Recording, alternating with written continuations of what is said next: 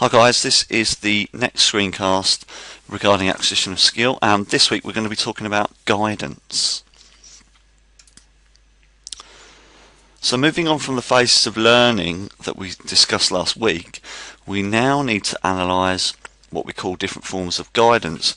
And guidance essentially is how we can help learners, mainly cognitive and associative learners, because autonomous learners have already built in quite a lot of the learning, but there are forms we can help them out with, and these different guidance techniques will help all of those forms of learners. So we have three different forms of guidance that you need to know about for your exams, and we call them visual, verbal, manual and mechanical. Alright, visual guidance is pretty much what it says on the tin. It's the art of showing somebody something to provide some assistance for them, and it's extremely effective at the cognitive stage. So for beginners it's really useful having some sort of visual guidance. It mainly helps them because they need to form some sort of image in their brain in order for them to learn that particular skill. They need to associate what they need to do with an image. When you're using visual guidance, it's really important that you use an accurate demonstration, that you order skills in the correct sequence so you don't miss out parts, so that in order the learner can learn it properly. Any demonstration you use at this level should be very simple and not too long, so get in, get out if you're coaching. Demonstrations need to be continuously repeated, and they need to be combined with some sort of verbal instructions or feedback. Have I done it well? Have I not done it well? Have I done it correctly? Good examples of this in terms of visual guidance would be a wall chart. It could show you how to do an exercise, and so a beginner can get an idea of how to do a particular stretch or a particular weightlifting activity. You might have seen them around your local gym, in fact. The use of biomechanics is very useful for a form of visual guidance. For example, these days you can go into a sports science laboratory, they can test how you're kicking a ball and see exactly what's wrong with your stance or your leg movement or your arm movement and point that out to you, and so you have some sort of verbal and visual feedback.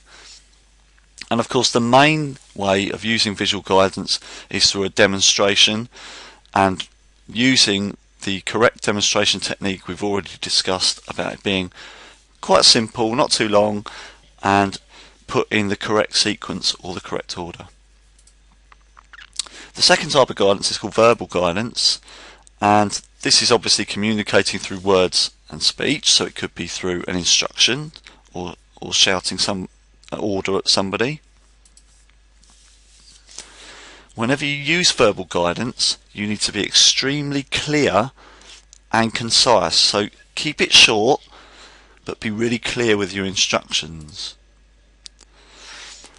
If you're using verbal guidance on its own, it is much more effective with performers in the autonomous phase of learning. That's because they already know the techniques that you want to discuss. So if I said to Roger Federer, "Roger, can you just show me that tennis serve again?"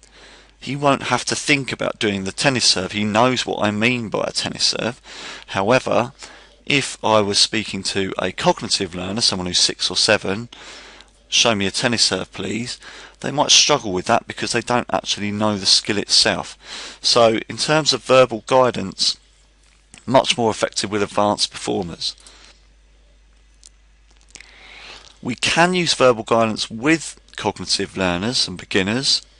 However, we need to match it with visual guidance for them to process what we want them to learn. So with beginners, a bit of verbal, mainly visual. Autonomous learners, we can get away with verbal on its own as well. Good examples of this are coaches giving a team talk and individual instructions given to individual players, especially at elite level. You see coaches often walk up and talk to players and just give them a simple, clear, concise instruction of what to do. It's often tactical.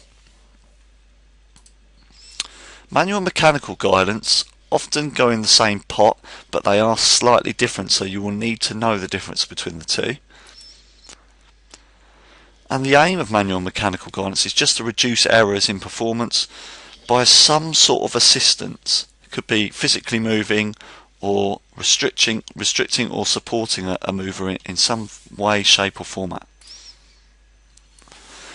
Manual guidance involves the teacher or the coach holding part or the body of the learner. Okay, so physically moving or physically holding that performer is manual guidance. Mechanical guidance is where we use specialist equipment to support the learner. So they need some sort of attachment to enable the skill. Good examples of this is if a teacher is helping you do a handstand, that is manual guidance. They have their hands on you to support you to get into that position. So it's a safety procedure.